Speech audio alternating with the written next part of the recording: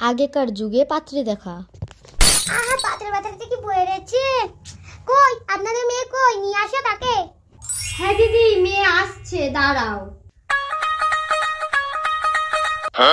তা তোমার নাম কি? আগে ঝুনঝুনি। আপনার মেয়ের চোখ কান হাত পা ভাঙাচোরা নাই তো? হ্যাঁ দিদি, মেয়ে সব ঠিক আছে, তোমার চিন্তা করতে হবে না। তা রান্না বান্না পারো তো? হ্যাঁ, আমি সব রান্না পারি। এটা না তো কিছু। ঠিক আছে ঠিক আছে, তাহলে তোমার চুলটা কত বড় দেখি তো। হোয়াট?